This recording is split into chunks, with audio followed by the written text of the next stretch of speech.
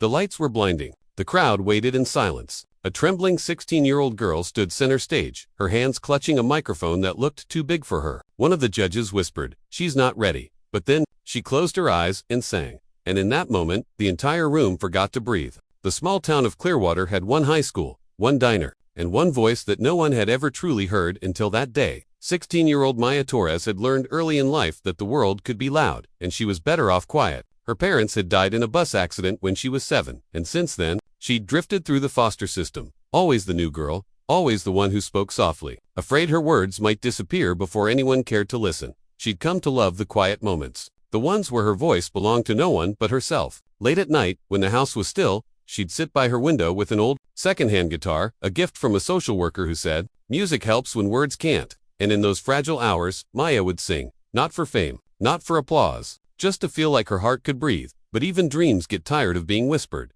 Her best friend, Alina, knew that. Alina had been in foster care too, fiery, stubborn, the kind of girl who refused to let the world forget her. One rainy afternoon, she'd filmed Maya singing an old Whitney Houston song during lunch break. Maya hadn't noticed her eyes were closed, her voice trembling but beautiful, as if she were telling the wind a secret. A week later, Alina posted it online with the caption, "The world needs to hear her before it's too late."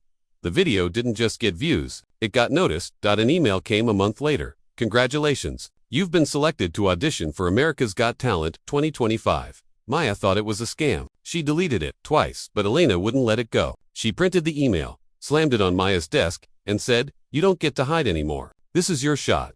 For days, Maya couldn't sleep. What if she froze? What if they laughed? She'd seen enough rejection in her short life to know what it felt like. Cold, final, heavy. But there was something in Alina's eyes that night, belief. The kind of belief Maya had never felt for herself. So one morning, she packed her worn-out shoes, her thrifted dress, and her old guitar into a borrowed suitcase. Her foster mom hugged her goodbye, whispering, "You have a voice that heals. Maya, don't keep it a secret anymore." As the bus rolled toward Los Angeles, she pressed her forehead against the window, watching the world blur by. For the first time, she wasn't running from something, she was running toward it.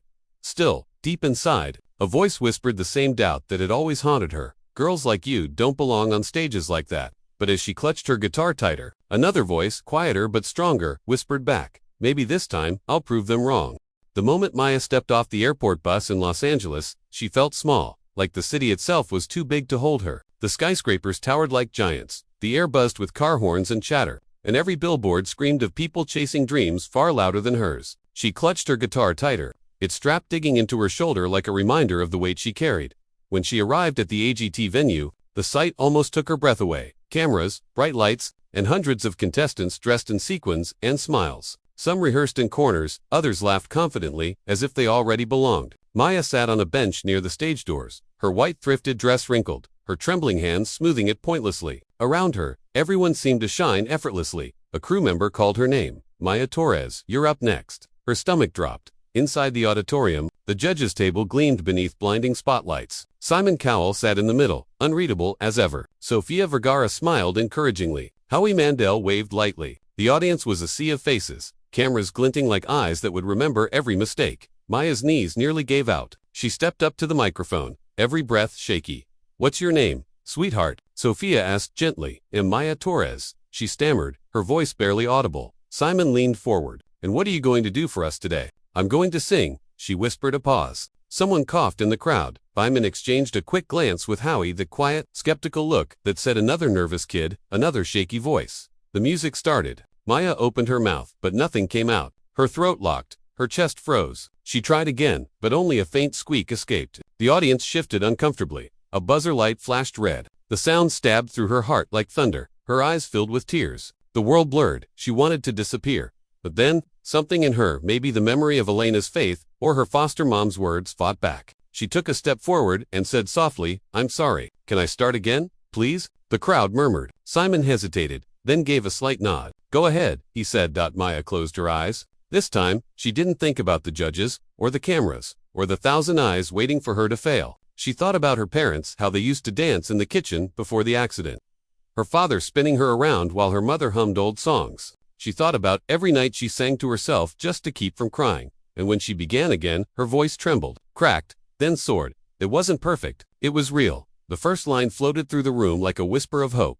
And somewhere in the audience, a little girl looked up at the stage and whispered, She sounds like me. The judges leaned forward. The red buzzer lights dimmed. Something magical had begun.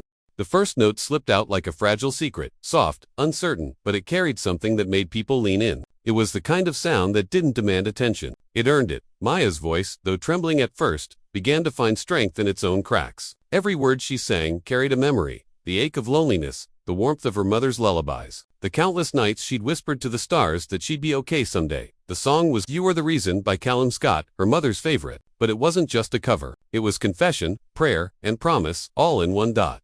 By the second verse, something extraordinary began to happen. The restless audience fell completely silent. Even the cameramen, used to chaos, stopped moving. Simon Cowell, known for his razor-edged skepticism, slowly leaned forward, elbows on the table. His expression softened. Every lyric seemed to unravel a piece of Maya's story. I'd climb every mountain and swim every ocean. Her voice cracked on mountain, but instead of faltering, she pressed harder. The crack made it human, made it real. The rawness in her tone was the kind that hit where words couldn't. Sophia clasped her hands together, eyes glassy. Howie looked at Simon and whispered, "She's not just singing, she's bleeding through those notes." In that massive auditorium filled with thousands, it suddenly felt like the whole world was holding its breath. And then, the bridge. Maya closed her eyes and lifted her chin toward the blinding lights. Her hands gripped the microphone, as if it was the only thing keeping her anchored to the earth. Her voice rose higher than it ever had before, powerful, trembling, desperate, beautiful. "'Cause I need you to see that you are the reason." The lights above shifted to a soft golden hue. The camera panned across the crowd, strangers crying, couples holding hands, even a security guard wiping a tear. It wasn't just a performance anymore. It was redemption. When she hit the final note, her voice lingered in the air like sunlight through broken glass. For a heartbeat, there was silence, pure, weightless silence. Then, all at once, applause. Deafening, thunderous applause that echoed through the hall. Maya's eyes flew open. Her hand trembled over her mouth. She looked out, not just at the judges, but at thousands of people on their feet, clapping, cheering, crying. Sophia stood first. Then Howie, then even Simon, smiling. A real smile. He mouthed something across the table. "Wow." Maya pressed a hand to her heart, her tears falling freely now. For the first time in her life, she didn't feel invisible. This was no longer the scared foster girl who once sang only to the night. This was Maya Torres, the girl whose song changed everything. For a few long seconds after the final note faded, no one moved. The applause had thundered, then softened, replaced by something even more powerful, reverent silence. Maya stood frozen under the golden stage lights, tears streaking her cheeks, her chest rising and falling as if she still couldn't believe what had just happened. Then, Sofia Vergara broke the silence first, her voice trembling. "Maya, that was one of the most honest performances I've ever heard." The crowd roared again, and Maya's trembling hand lifted to her heart, overwhelmed. Howie leaned into his mic. "You came out here terrified, and I thought, this poor girl isn't going to make it." He smiled warmly. "But what you just did, you made us feel something real. That's what music is about." The audience cheered, chanting her name. "Maya, Maya." Simon Cowell hadn't spoken yet. He sat perfectly still, his elbows on the desk. His gaze locked on Maya. The golden confetti machine above her shimmered faintly, waiting.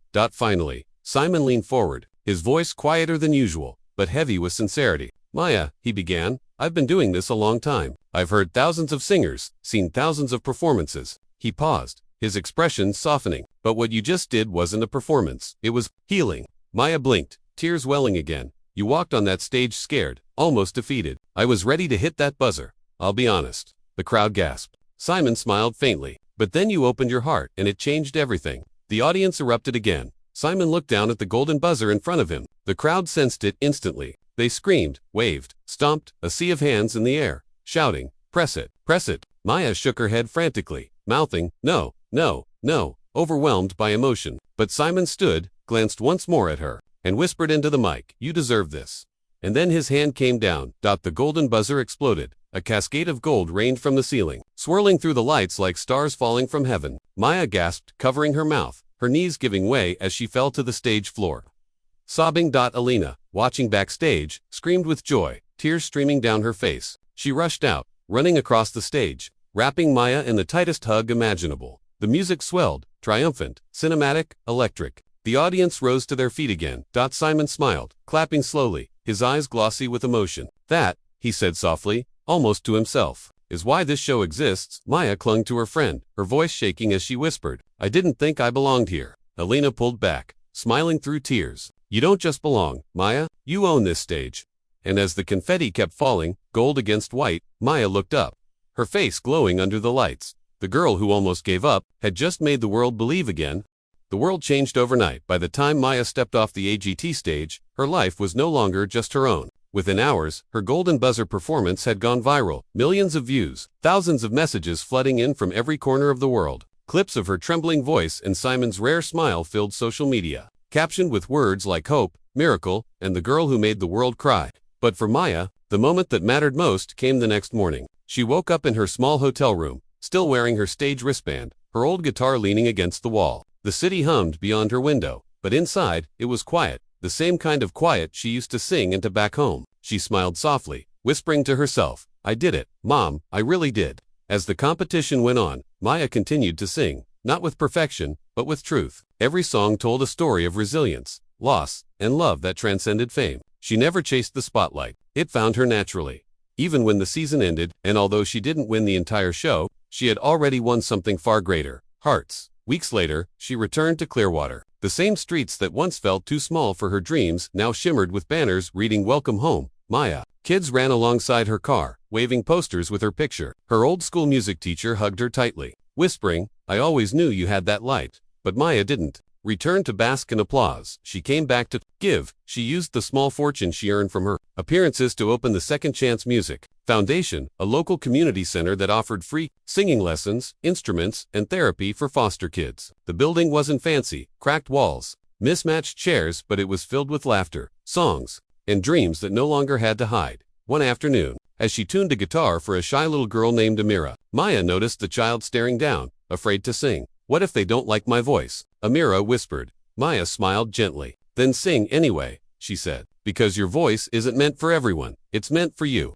Amira looked up, eyes bright, and whispered, "That's what you did, right?" Maya nodded, heart swelling. "Exactly." Later that evening, Maya performed at a small community concert, barefoot, her old guitar still scarred but strong. There were no judges, no cameras, no confetti, just people listening, smiling, feeling, as her voice filled the night air. She thought of that first AGT stage, of the fear that almost silenced her, and of the moment she chose to believe. When she finished, she looked at the sky, stars glimmering faintly, like golden confetti that never stopped falling, and whispered, "Some stages change your life, but the real magic begins when you use your voice to change someone else's." And in that moment, Maya knew her song was far from over.